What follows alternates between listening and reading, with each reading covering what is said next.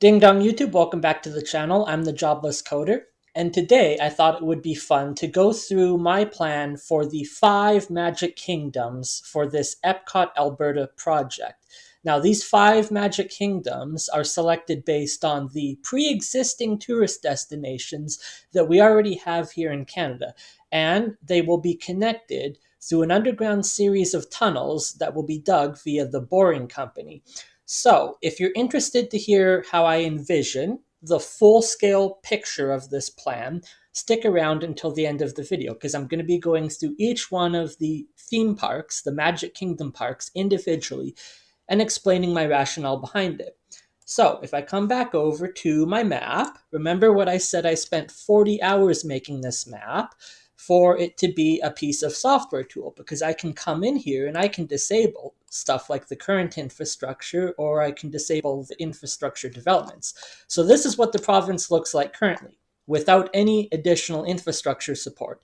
And the first Magic Kingdom I'm going to talk about is Elsa's Frozen Ice Palace, the Frozen themed park out in Lake Louise, the ski resort. So turn on infrastructure developments here, and I'm going to come back over to the website because I have a section on the website now for the Disney parks. This is CanadaLand, hashtag Alberta EPCOT. There are 5 primary parks planned for the Alberta expansion, or the EPCOT expansion of Alberta.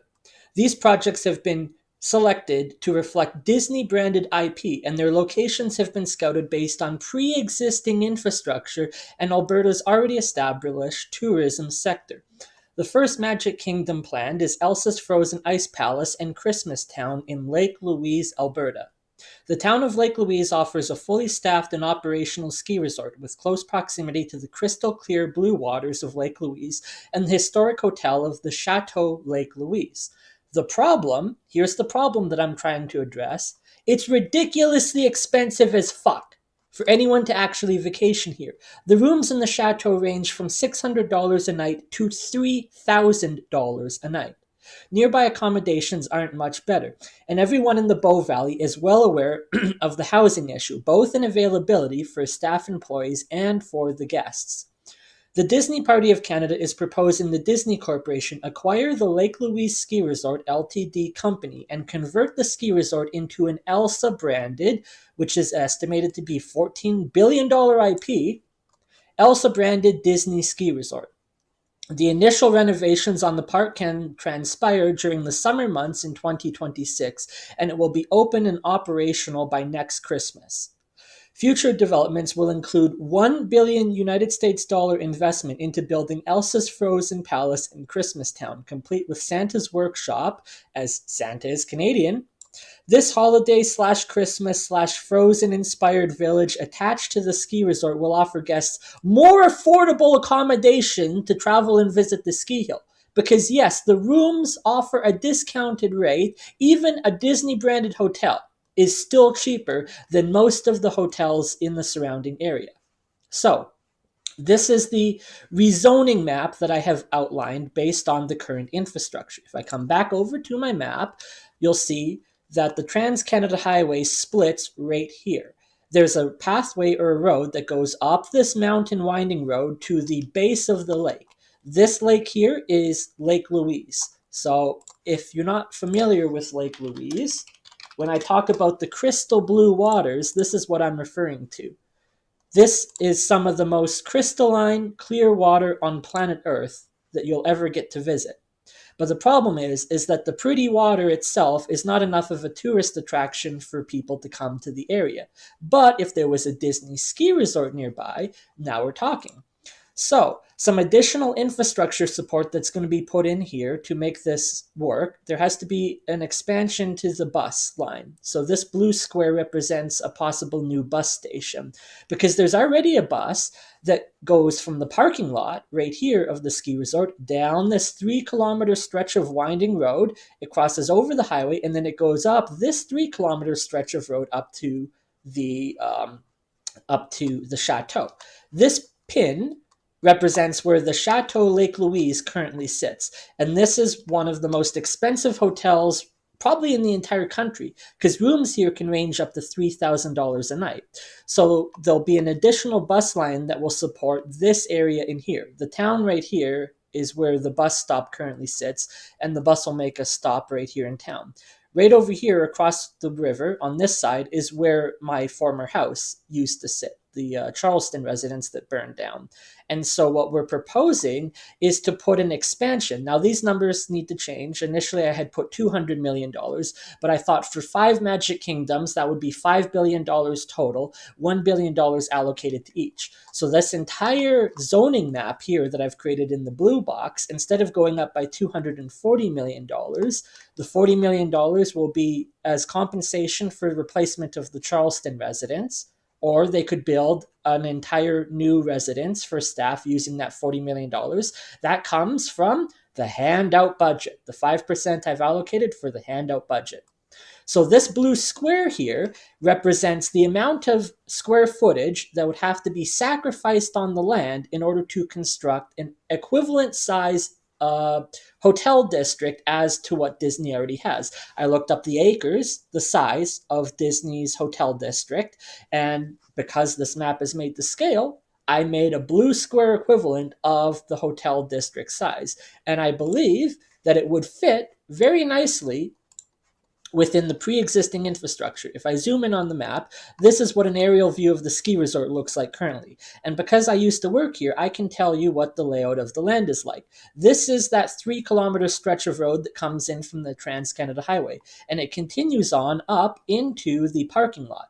This parking lot back here is nothing but a paved area, but you could expand upon the parking lot a little bit this way, take out a little bit of trees over there. You could expand the parking lot down here and over here.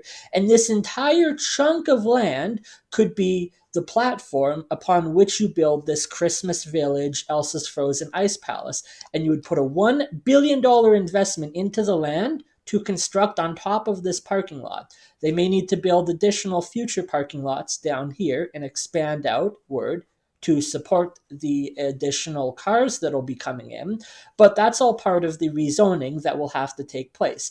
Now, this is where I run into issues. This is about the furthest that I can take it within my limits of knowledge. I don't know how to get access to actual zoning maps or who would even have that information. So what I'm looking for is for support from people that actually do this as their daily job. They rezone areas. They look at building an infrastructure. I need to figure out what is the regulations around rezoning this red square of land, because you might end up in holy hellfire against Parks Canada because it takes out a couple trees here and a couple trees there. So that is my first plan, is the Christmas-themed Elsa Frozen Ice Town up in Lake Louise. Now, we'll go on to park number 2. This will be a cowboy-themed Halloween ghost town built in Blackie, Alberta. The town of Blackie, Alberta has a unique selling feature that Disney is not going to find anywhere else. This town is home to the newspaper that coined the term trick-or-treating. The Canada Disney Party is proposing the construction of a Halloween-themed ghost town, Cowboy Ghost Town, with a $1 billion United States dollar investment into the park. Given that Disney invests significant funding into marketing already and promoting Halloween, why not build the next haunted mansion in the town where trick-or-treating in the modern era began? The fields to the west of the town cannot be developed as the fields to the east of town cannot be developed as there is bomb waste disposed there. The west of town is the cemetery where my own grandparents are buried. And the construction north of town will be difficult because of how the rail line sits in relation to the town. The only possible development area in this town must take place in the fields to the south. And that is information that I gathered consulting with local farmers who actually live in the area. They told me about the lay of the land and where construction could possibly take place. So if I zoom out on the map and we go back over here and we come down here, we will find along the Trans-Canada Highway, which runs over here through Calgary, and situated along the number 2 Queen Elizabeth Highway, which runs north and south through the province. It is the most valuable stretch of highway infrastructure anywhere on planet Earth, because just a 20 to 30 minute drive from that primary road, you'll land here in the town of Blackie. So this triangle that's kind of hard to see right here, and it goes across here and it comes up there. This triangle is this same triangle on the rezoning map right here. So all of the town residents live within this triangle. Now, I was told I can't develop on the east of the town because that's where the bomb waste is disposed. So I don't know how far to the east that goes. It could go out 10 kilometers, it could go out 50 kilometers. The reason that there's bomb waste disposed over here is because if you come down to the southern part of the map, which is currently cut off down in the Medicine Hat area, there's actually a military base down there. It's a joint training operation between the British and the Canadians. And so they've chosen this location to dispose of their bomb waste. But what you could do with a $1 billion investment into the town is put a monument of some kind somewhere within the town, the monument for the term trick-or-treating. This is the news office where it began. This is the location where the news office is. Because if you look at Blackie today, it is a ghost town. There is nothing out there. There's only about 500 people at most that live in the town. And so it's just got some grain elevators on the side where the rail tracks are. So this blue chunk of square represents a 200-acre plot of land that would give 100 acres for development on the theme park and another 100 acres for development of parking lots. And this blue chunk fits perfectly, within this confines right here of the road. So right here is where we would be rezoning. And this is the amount of land that would sacrifice. Now the next step is to figure out who owns this land. What is this farm? What does this particular farm produce? Who owns it? And what is their selling price? Because this entire plot of flat farmland could be repaved over for Disney to build their attraction. And that is a pretty good place. Now, as I mentioned before, you can't build anything to the west because you see the road comes in here. There's oil stuff over this area. And this little enclave right here by the rail tracks is where the cemetery is. And again, you can't build to the east because of bomb waste. And to the north is hard because this rail line comes at this angle through the town. So that is the second Magic Kingdom, is a Halloween-themed ghost town. Now, for the third Magic Kingdom that is planned, that will be connected underground using Elon Musk's Boring Company technology, is Dreamland / Elio World, built in the town of St. Paul, Alberta. The town of St. Paul, Alberta is already home to the world's first UFO landing pad. And I'll show you what that looks like right now. This is a monument that was built in the town of St. Paul, Alberta in the 60s. And it is a tourist destination, but it's not a tourist destination that gets much foot traffic because it's like a 2-hour drive outside of Edmonton just to come to this one little town for this one UFO landing. But if I go back over to my map, I'll show you where it sits in relation to the Queen Elizabeth Highway. This Queen Elizabeth Highway comes all the way up this blue line, all the way up here into Edmonton, and then it goes up further north. But this purple line, a possible expansion for a future terminal station project, will take you from Edmonton all the way up here, which is a 2-hour and 6-minute drive away currently, but it'll be minutes through the underground rail. You'll land in the town of St. Paul, Alberta. And I can even turn on an aerial view using the map to show you what it looks like. So right here, this is where the UFO landing pad currently sits. And you can see where the road comes in here and over here and over here. But what you'll notice is that to the west of it is a baseball diamond.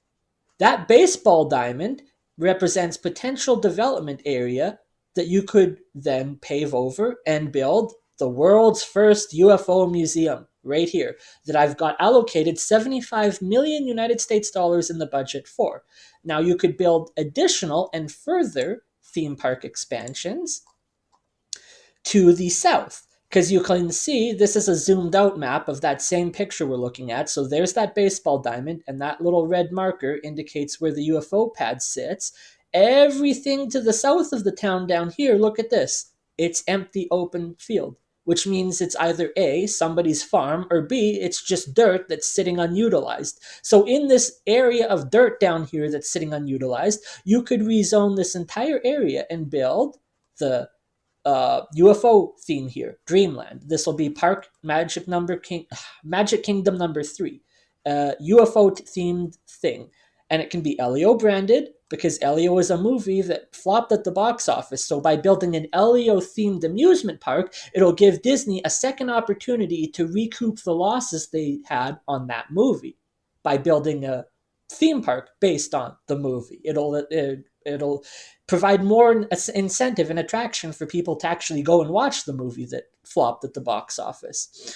So this town, as I currently understand it, only has one other UFO alien themed attraction, which is basically a pizza store down the road. When I went to visit Roswell last summer, it was like a 3-day block party. There was a show and shine, and there was a comic expo, and there was all this amazing activity going on. They have a UFO museum, but it's more like a small exhibit dedicated just to the Roswell event.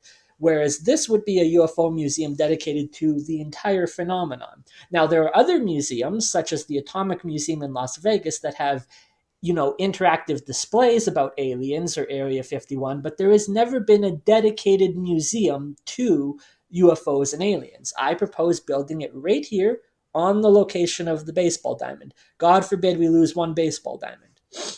So that is Elio World. Now we're going to go down to Disney Park number 4. Disney Park number 4.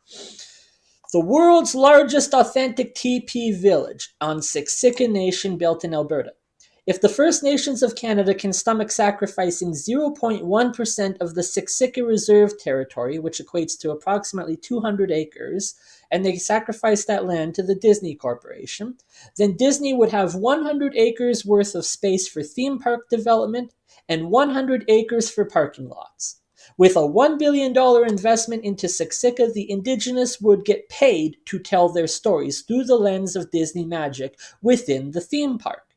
This Indigenous themed section of the park would be built 100% to the specifications of our Indigenous. It will include a $60 million authentic longhouse for the Elder Chiefs, as well as the world's largest authentic teepee village. Guests coming for the amusement park will be educated on the Indigenous and their history and culture through the lens of Disney magic and production. The longhouse will serve as an all-new capital for the Indigenous of Canada based in the West, because all of our government currently is based in the East, and no one out in the West has any representation. So I propose that on this chunk of land, this specific particular chunk of land, which for whatever reason, I don't know why, if I zoom out and go back on the map, this red box here is separate from the rest of the Siksika territory. I don't know what makes that particular red box so special that it's still included, but it's not conjoined with the rest of the Siksika territory. But if you look at it, this is how big we're talking. This is the amount of land the Siksika claim ownership of. For less than 1% of the land sacrificed, this would be 200 acres right here. This blue square, to scale, represents 200-acre plot of land. We could put a bus stop here, and it'll be a 54-kilometer round trip, 54-kilometer trip from here over to here, or it would be approximately a half-hour bus ride. So if we put a bus stop here on the south end of Calgary, that bus stop on the south end of Calgary could service both the transportation along this green route out to Siksika, because currently these are only township roads, so we'll need highway infrastructure out there.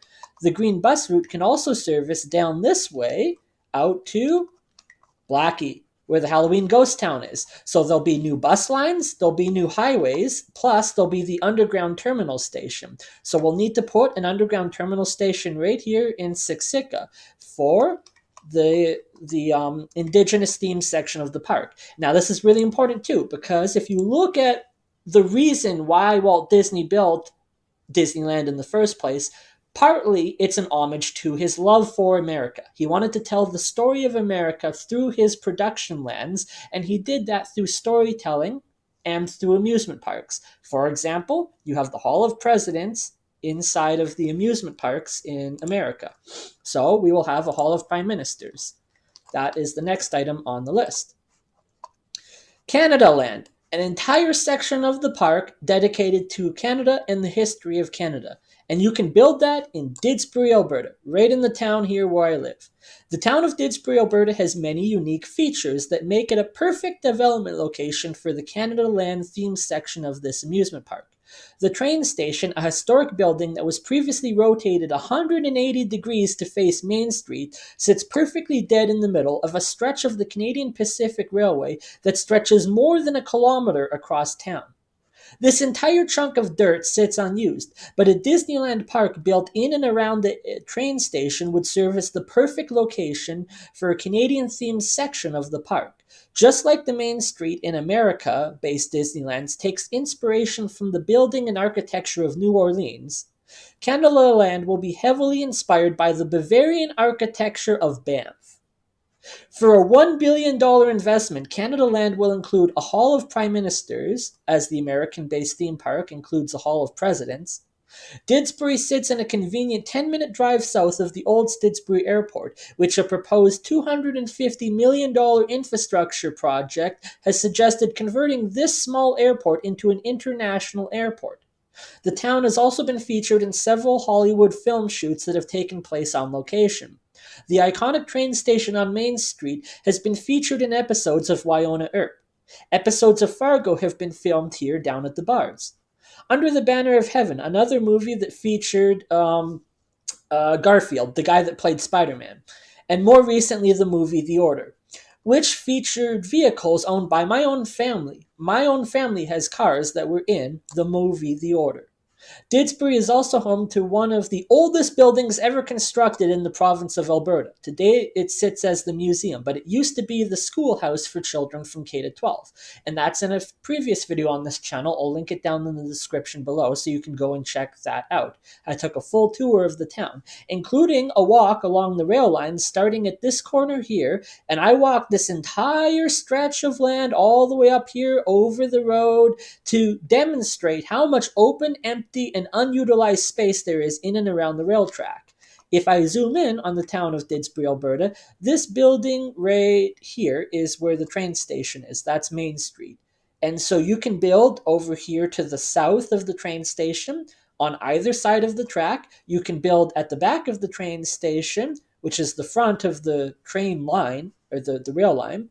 And you can build over here and across the road. These roads here that go across 20th Avenue and down here across 15th, they need better service, because if the train comes in town and it parks along the tracks, it cuts the entire town in half. No one on the east side can get to the west, and no one on the west side can get to the east. Why is that important? Because the hospital is over here on the east side of town, and I live over here on the west side of town.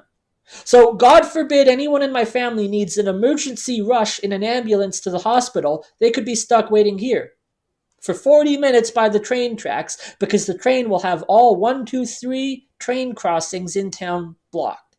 So we need better road infrastructure and a way to deal with the fact that the train runs across these roads. So this entire area could be potentially rezoned to build the new CanadaLand. And if I come back over to the map, you'll see Didsbury is situated 1 hour north of Calgary and 1 hour south of Red Deer. And the old Didsbury Airport, located here where the black square is, represents a perfect development location to turn it into an international airport. That would mean that the Didsbury down here would be just 10-minute drive. You could take a bus from the airport down here and you'll be in CanadaLand in just 10 minutes. So we'll go on to the final theme park that I have planned out. Actually, that was all. That's all 5. I lost count. Sorry. So yes, theme park, Magic Kingdom number 1, Elsa's Frozen Ice Palace. Magic Kingdom number 2, the Halloween Cowboy Ghost Town. Magic Kingdom number 3, Dreamland / Elio World. Magic Kingdom number 4, the world's largest authentic teepee village and Indigenous themed theme park in Siksika Nation. And finally, the 5th Magic Kingdom on the list, CanadaLand, built in Didsbury, right along the Canadian Pacific Railway. So, thank you for watching that video, this video, and I hope that I have clarified some of the confusion that people might have about the full picture, the idea that I have in my head. Because if I go back to the map, you'll notice that every one of those locations creates its own unique map. There will be a location here, down here, here, here, and all the way up here in the town of St. Paul. So that will be the Alberta EPCOT expansion with the Boring Company's technology. I need help. I need help getting this information out. I need help letting people be aware that there is another political party. It's in the works. It's open source. Anyone is willing to help at any point in time. I have a Discord channel below where we can talk about it and do the negotiation.